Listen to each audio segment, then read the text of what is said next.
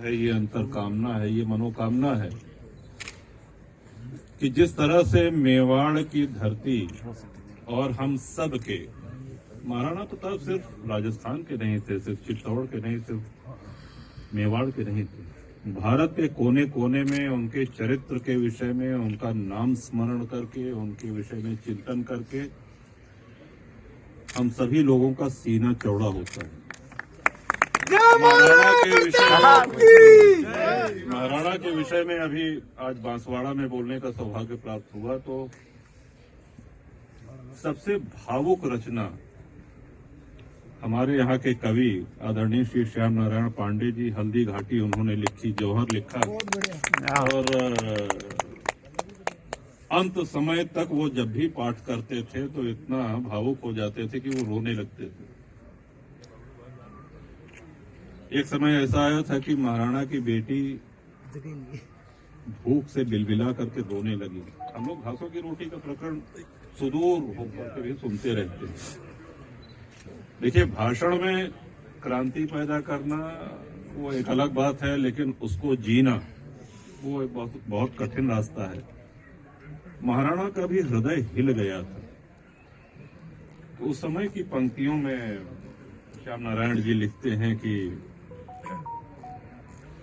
सहने की सीमा होती सह सका न पीड़ा अंतर, हाँ संधि पत्र लिखने को वो बैठ गया आसन पर।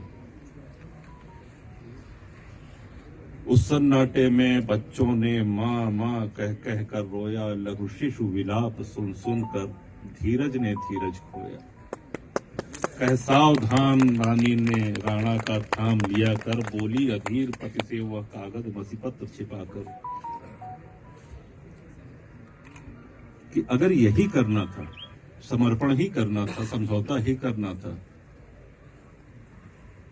तो चेतक जैसा अश्व क्यों गंवाया, झाला जैसा सेनापति क्यों गंवाया।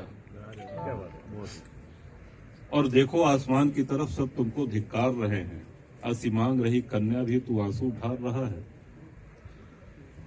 और रानी ने उसके बाद जो महाराणा जो श्याम नारायण पांडे जी की कलम चली है कि तू भारत का गौरव है, तू जननी सेवारत है, सच कोई मुझसे पूछे तो तू ही तू भारत है, तू प्राण सनातन का है, तू जननी का रक्षक, तू सतियों का अंचल है। यदि तू ही कायर बनकर बैरी से संधि करेगा तो कौन भला भारत का बोझा माथे पर लेगा। जीवन जीने के दो तरीके होते हैं, एक सुविधा भोगी, एक क्रांति का मार्ग। हम सब के आदर्श महाराणा ने उस क्रांति के मार्ग को चुना। और आप ये भी जानते हैं, राजस्थान के इतिहास की हमसे बहुत बेहतर जानकारी आप लोगों की है। बहुत सी रियासतें थी जिनको किसकी ओर से लड़ना चाहिए था और किसकी ओर से लड़ रहे थे, इसमें बहुत विस्तार में जाने की आवश्यकता नहीं है। सही फरमाया हुक्म। लेकिन आप ये दुर्भाग्य देखिए कि कितनी रियासतें महाराणा के खिलाफ आक्रांताओं के साथ खड़ी होकर के और अपने ही देश में, अपने ही प्रदेश में, अपने ही सभ्यता के साथ तांडव मचा रही थी। तो ये दुर्भाग्य उन्होंने झेला है। हमारी शुभेच्छा है महाराज कुमार जी को भी, आप सभी लोगों को भी, कि मेवाड़ अपना खोया हुआ गौरव प्राप्त करे। जय मेवाड़। महाराज कुमार की जय। बोलो एकलिंगनाथ की जय। पूर्वजों का तो चाहे देखिए, चाहे आप बप्पा रावल को ले लें, चाहे वीर दुर्गादास राठौर को ले लें, जितनी गिनतियों के बहुत लंबी महापुरुषों की फहरिस्त है। अतीत गौरवशाली है, इसमें कोई दो राय नहीं, लेकिन वर्तमान सशक्त और गौरवशाली बनाना ये आप लोगों के हाथ है। बोलो महाराज कुमार मेवाड़ की जय। और आज लड़ाई भी काफी बदल गई है। आज तोप तलवार की लड़ाई नहीं रह गई है। आज आप लोगों को घास की रोटी खाने की आवश्यकता नहीं पड़ेगी। आज आपको घास की रोटी खाने की आवश्यकता नहीं पड़ेगी।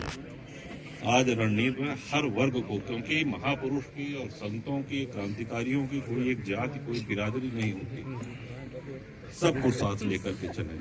ये भी स्मरण रखें कि जब क्षत्रिय समाज अधिकांश महाराणा के खिलाफ अकबर की सेना के साथ लड़ रहा था, तो साथ किसने दिया? साथ भीलों ने दिया, आदिवासियों ने दिया, भामन शाह ने दिया। उनके आधार पर वो सेनाएं, महाराणा अपने जीवन के अंत तक लड़ते रहे। आज हमारे उत्तर प्रदेश में भी कई ऐसे जनपद हैं, गांव हैं, यहाँ के लोहा पीटा, उनको लोहार कहते हैं हमारे यहाँ। अब यहाँ कोई दूसरा शब्द हो तो नहीं कह सकते हैं, लोहारी। तो महाराणा जब यहाँ से निकले कि जब तक चित्तौड़ नहीं पा जाएंगे तब तक हम घर नहीं लौटेंगे, उस प्रतिज्ञा का निर्वहन वो आज भी कर रहे हैं। क्योंकि हम लोगों के यहाँ भी है, निर्मल आवास योजना है और कई है कि साहब आवास मिल जाए। तो उन लोगों को जब हमने बुलाया तो कि आप लोगों का आवास नहीं, आप तंबू तान के रह रहे हैं और खटिया पे नहीं सोते हैं, जमीन पे सोते हैं, तो उन्होंने कहा कि ये तो साहब हमारे पूर्वजों का प्रण है। हम महाराणा के साथ चित्तौड़ से निकले थे और दुर्भाग्य था कि हम चित्तौड़ को वापस नहीं ले सके। और हमारे पूर्वजों ने, और आज भी हमारे यहाँ ये परंपरा है कि जब हमारे पिता जाते रहते हैं, जाने का समय हो जाता है, तो ये संदेश, ये आदेश दे करके जाते हैं कि इस प्रण का पालन करना। अब आप कल्पना करें कि महाराणा के चले जाने के 500 वर्ष बाद भी इस भौतिकतावादी युग में अभी हम लोग अपने बेटे को कह दें कि बेटा जरा अब बेड छोड़ के जो है जमीन पे सोने लगो, वो लड़ जाएगा, घर में कलह हो जाएगी। लेकिन इस भौतिकतावादी युग में जिनकी प्रेरणा आज तक लोगों के हृदय में दौड़ रही है, जो स्पंदन कर रही है, वो जब जीवित रहे होंगे तो कितना महान व्यक्तित्व रहा होगा। महाराणा प्रताप की जय। यही सब बातें निवेदन करने और आप सबको हमारे विनम्र प्रणाम की जय। और पधारे साहब, काशी पधारिए, हर हर महादेव दर्शन करिए, आनंद आएगा। गंगा जी का स्नान करिए और श्री राम जन्मभूमि का दर्शन करिए। एक बार पुनः आप सभी लोगों ने सम्मान दिया, अपनत्व दिया, इसके लिए आभार। और महाराज माता जय सिया राम। बोलो राजा भैया की जय।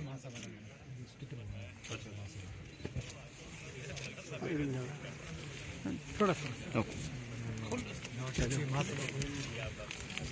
स्टिकर कर दे।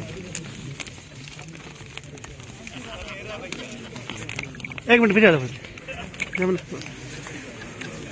और बोल लीजिए राजा जी महाराज की जय।